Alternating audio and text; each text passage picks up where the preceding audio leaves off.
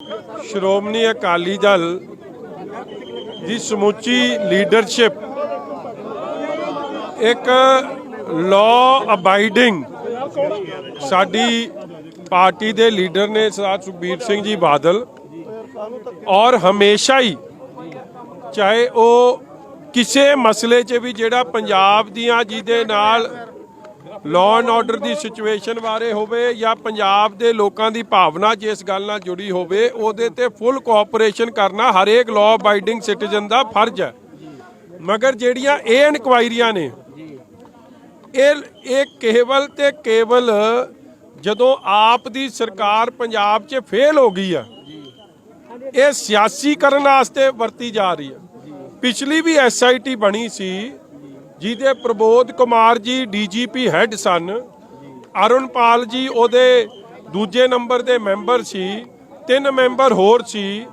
ਆਪਾਂ ਵੇਖਿਆ ਉਹ ਸਾਰੀ SIT ਦੀ ਇਨਕੁਆਇਰੀ ਆਨਰੇਬਲ ਹਾਈ ਕੋਰਟ ਨੇ ਕੁਐਸ਼ ਕੀਤੀ ਔਰ 4 ਮੈਂਬਰ SIT ਦੇ सीनियर ਜਿਹੜਾ एक मैंबर सी जिन्हें ਉਹਦੇ ਵਿੱਚ सियासी फायदा लिया ਉਹ सियासी फायदे करके गलत इनकुआयरी करते सी। ਉਹਨਾਂ ਤੋਂ 4 ਮੈਂਬਰ भी ਵੱਖ ਹੋਏ ਤੇ हाई कोर्ट ने भी ਉਹ ਇਨਕੁਆਇਰੀ ਨੂੰ ਕੁਐਸ਼ ਕੀਤਾ। सो पोलिटिसाइजेशन ऑफ इनकुआयरी गलत है सियासी फायदे वास्ते। और जे होम मिनिस्टर ਨੂੰ ਤੁਸੀਂ ਜ਼ਿੰਮੇਵਾਰ ਠਹਿਰਾਉਂਦੇ ਹੋ ਫਿਰ अपना मैनू लगता भगवंत मान नहीं फिर भज सकते किसी गल तो। फिर सिद्धू मूसे वाले केस लई भगवंत मान जिम्मेवार है। पटियाले च जो उत्थे इंसीडेंट्स होए वायलेंस हुई काली देवी मंदिर ते उहदे वास्ते भी भगवंत मान रिस्पोंसिबल है। जो रोज घटनावां वापर रही ने जे यही मापदंड अपनाए जाने हैं फिर भगवंत मान इज रिस्पॉन्स इक्वली रिस्पॉन्सिबल। और इस तरह फिर जो केवल ते केवल लोगों नूं असल मुद्दों तो भटका के अपनी फेलियर्स लिखाउण दी गल है और कुछ नहीं। किस तरह दा सियासी फायदा लेना चाहते लगदा कि कोई जिहड़े मुद्दे भड़काउण दी कोशिश कर रहे जिहड़े मेरा वीर एक गल बड़ी स्पष्ट है बहबल कलां एक गल समझो प्लीज़। देखो होम मिनिस्टर का की रोल हो सकता होम मिनिस्टर तो सी नहीं उस वेले शायद कंट्री च ही नहीं सी। अज जो इंसीडेंट होया वो बहबल कला च होया। तुसी हाउ कैन तुसी मुख मंत्री या होम मिनिस्टर नूं मैं तो सिंपल गल कह रहा जे इस तरह रिस्पोंसिबल ठहराउणा फिर भगवंत मान किवें भज सकदे अपनी जिम्मेवारी च। इन्हां ने तां मूसे वाले दी सिक्योरिटी विड्रॉ करके इश्तिहार दिता 3 करोड़ का। ठीक है जी अपने आप दे ट्विटर हैंडल ते चढ़ाया कि असी सिक्योरिटी विड्रॉ करती है उन्हों की जान चली गई।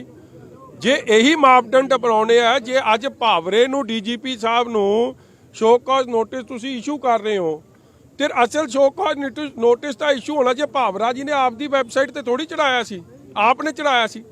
इसलिए मैं कह रहा कि हाँ सही गल सामने आवे सच सामने आवे वो तो ठीक है।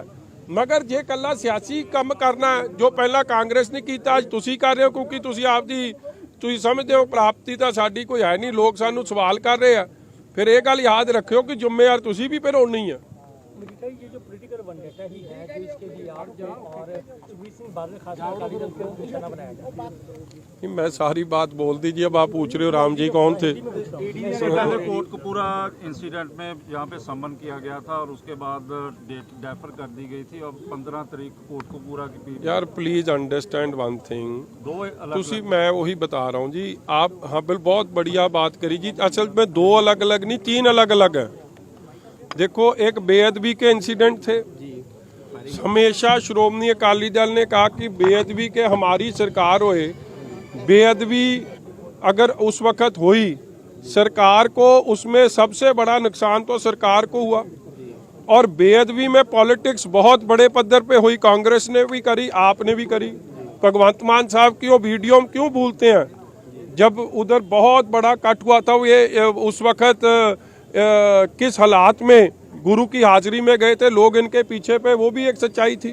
मगर उनके चलान पेश हो गए और वो चलान में स्पष्ट हो गया कि श्रोमणी अकाली दल के किसी लीडर का कोई रोल नहीं और अभी पेश हुए हैं आपकी सरकार के नीचे। अब बात आ गई फायरिंग की। कोटकपूरे की फायरिंग की पहले भी एसआईटी जो बनी थी उसमें डीजीपी हेड थे, अब तो ऑफिसर उससे छोटे लेवल के हैं, मगर उस वक्त भी जो कोटकपूरे में फायरिंग हुई उधर किसी की डेथ नहीं हुई और ना सीएम या उप मुख्यमंत्री या होम मिनिस्टर उधर हाजिर नहीं थे, ना बहबल कला में थे। हाँ, बड़ा दुखदाई इंसिडेंट होया, किसी की जान नहीं जानी चाहिए, जो गई उसके लिए जो जिम्मेवार है उन पे कार्रवाई होए।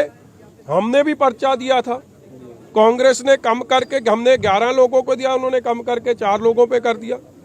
मगर आज भी मैं तो एक मोटी सी बात कर रहा हूं, ये सब जो सियासी ड्रामा आप रच रही है, ये याद रखें कि वो भी फिर इसी चक्कर में फंस जाएंगे। फिर सिद्धू मूसेवाले की डेथ के लिए जिम्मेवार सीधे और सीधे भगवंत मान साहब हैं और कोई नहीं है।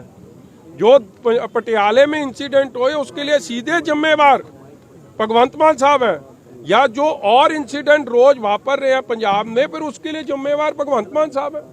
फिर ये तो दो मापदंड नहीं ना हो सकते। फिर होम मिनिस्टर ही अगर रिस्पॉन्सिबल है हर चीज के लिए, फिर अपनी जिम्मेवारी से ना भागें, क्योंकि इसमें तो और बड़ी गलती करी है भगवंत मान ने। इश्तिहार दे दिया आपकी सिक्योरिटी का, जब वो सिद्धू मूसेवाले की सिक्योरिटी विड्रॉ हुई तो इश्तिहार दे दिया, मुड़ के हाई कोर्ट में जाके कह दिया कि हमने तो टेम्पररी विड्रॉ किया था, फिर करोड़ों का लोगों का इश्तिहार क्यों दे दिया, उसकी जान क्यों गई। और भावरा जी नू कला शोकॉज नोटिस नहीं, फिर शोकॉज था भगवंत मान साहब की भी एसआईटी बन जानी चाहिए। ਕਹਿੰਦੇ ਨਿਰਪੱਖ ਜਾਂਚ ਹੋਗੀ ਮਜੀਠੀਆ ਸਾਹਿਬ, ਹੁਣ ਕਹਿੰਦੇ ਕਿ ਪਹਿਲਾਂ ਨਹੀਂ ਹੁੰਦਾ ਸੀ, ਪਹਿਲਾਂ ਸਿਆਸੀ ਇੱਕ ਦੂਜੇ ਦਾ ਜਿਹੜਾ ਬਚਾ ਲੈਂਦਾ ਸੀ। ਭਰਾਵਾ ਨਿਰਪੱਖ ਤੂੰ ਮੈਨੂੰ ਇੱਕ ਗੱਲ ਦੱਸ ਦਿਓ, ਨਿਰਪੱਖ ਹੋਵੇ ਬਹੁਤ ਚੰਗੀ ਗੱਲ ਹੈ, ਮਗਰ ਕੀ ਇਹ ਦੱਸ ਦਿਨ ਮੌਕੇ ਤੇ ਹੋਮ ਮਿਨਿਸਟਰ, ਇਹ ਇਨਸੀਡੈਂਟ ਕੀ ਹੈ? ਇਹ ਇਨਸੀਡੈਂਟ ਹੈ ਦੋ ਲੋਕਾਂ ਦੀ ਜਦੋਂ ਦੁਖਦਾਈ ਉੱਥੇ ਡੈਥ ਹੋਈ, ਕੀ ਉੱਥੇ ਮੌਕੇ ਤੇ ਚੀਫ ਮਿਨਿਸਟਰ ਜਾਂ ਹੋਮ ਮਿਨਿਸਟਰ ਪ੍ਰੈਜ਼ੈਂਟ ਸੀ? ਦੱਸੋ ਮੈਨੂੰ, ਨਹੀਂ ਸੀ ਨਾ। ਫਿਰ ਇੱਕ ਇਹ ਫਾਇਰਿੰਗ ਇਨਸੀਡੈਂਟ, ਉਹਦੇ ਲਈ ਪੁਲਿਸ ਦੀ ਇਨਕੁਆਇਰੀ ਹੋਵੇ, ਜੋ ਪੁਲਿਸ ਦੇ ਮੁਲਾਜ਼ਮ ਉੱਥੇ ਜ਼ਿੰਮੇਵਾਰ ਸੀ ਜਾਂ ਜੋ ਵੀ ਉੱਥੇ ਸੀ ਉਹਦੀ ਹੋਵੇ, ਉਹ ਠੀਕ ਹੈ। ਮਗਰ ਜੇ ਇਹੀ ਬੇਸਿਸ ਤੁਸੀਂ ਲੈਣਾ ਹੈ, ਫਿਰ ਸਿੱਧੂ ਮੂਸੇਵਾਲੇ ਦੇ ਕੇਸ 'ਚ ਭਗਵੰਤ ਮਾਨ ਦੀ ਵੀ ਇਨਕੁਆਇਰੀ ਹੋਣੀ ਚਾਹੀਦੀ। ਇਹ ਸਵਾਲ ਜਦੋਂ ਮੰਤਰੀ ਨੂੰ ਕੀਤੇ ਗਏ ਤੇ ਉਹ ਕਹਿੰਦੇ ਕਿ ਮੰਤਰੀ ਨੂੰ ਸਭ ਕੁਝ ਪਤਾ ਹੁੰਦਾ, ਮੈਨੂੰ ਇਹ ਚੀਜ਼ਾਂ ਪਤਾ। ਫਿਰ ਸਿੱਧੂ ਮੂਸੇਵਾਲੇ ਦਾ ਵੀ ਪਤਾ ਹੈ ਨਾ। ਫਿਰ ਇਹੀ ਤਾਂ ਮੈਂ ਤੁਹਾਨੂੰ ਕਹਿ ਰਿਹਾ ਬ੍ਰਦਰ, ਤੁਸੀਂ ਬਾਰ-ਬਾਰ ਉਹ ਗੱਲ ਕਰੀ ਜਾਂਦੇ ਹੋ। ਜੇ ਇਹ ਸੱਚਾਈ ਹੈ, ਜੇ ਮੈਂ ਕਿਹੜੇ ਮੰਤਰੀ ਦੀ ਗੱਲ ਕਰ ਲਵਾਂ, ਫਿਰ ਢਾਲੀਵਾਲ ਸਾਹਿਬ ਦੀ ਜੇ ਮੈਂ ਗੱਲ ਸੱਚ ਮੰਨ ਲਾਂ, ਫਿਰ ਮਤਲਬ ਕਿ ਸਿੱਧੂ ਮੂਸੇਵਾਲੇ ਦੇ ਮਰਡਰ ਦਾ ਭਗਵੰਤ ਮਾਨ ਜੀ ਨੂੰ ਪਤਾ ਸੀ ਕਿ ਉਹ ਸਾਜ਼ਿਸ਼ 'ਚ ਸ਼ਾਮਿਲ ਸੀ। ਇਹਦਾ ਢਾਲੀਵਾਲ ਸਾਹਿਬ ਇਹ ਕਹਿ ਰਹੇ, ਕਿਉਂਕਿ ਸਿਕਿਉਰਿਟੀ ਵਿਡਰੋਲ ਕਿਹਨੇ ਕੀਤੀ? ਭਗਵੰਤ ਮਾਨ ਨੇ ਕੀਤੀ, ਬੱਚਾ ਕਹਿੰਦਾ ਹੈ। ਔਰ ਉਹਨੂੰ ट्विटर ਤੇ ਕਿਹਨੇ ਚੜਾਇਆ? ਭਗਵੰਤ ਮਾਨ ਦੀ ਆਪ ਦੀ ਟੀਮ ਨੇ ਚੜਾਇਆ। ਆਪਨੇ ਕਲੇਮ ਕੀਤਾ ਕਿ ਅਸੀਂ ਇੰਨੇ 184 ਬੰਦਿਆਂ ਦੀ ਸਿਕਿਉਰਿਟੀ ਵਿਡਰॉ ਕਰਤੀ ਹੈ। ਉਸੇ ਕਰਕੇ ਉਹ ਕੇਸ ਹਾਈ ਕੋਰਟ ਗਿਆ ਔਰ ਹਾਈ ਕੋਰਟ ਨੇ ਸਖਤ ਤਾੜਨਾ ਕੀਤੀ।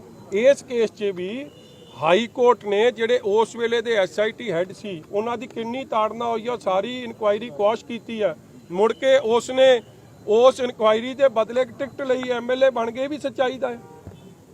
ਸੋ ਇਹ ਸੱਚਾਈਆਂ ਲੁਕਾਈਆਂ ਨਹੀਂ ਨਾ ਜਾ ਸਕਦੀ। ਸੱਚ ਦੀ ਜਿੱਤ ਹੋਣੀ ਹੈ। ਮੇਰਾ ਵੀ ਅੱਜ ਹੋ ਜੇ, ਕੱਲ ਹੋ ਜੇ।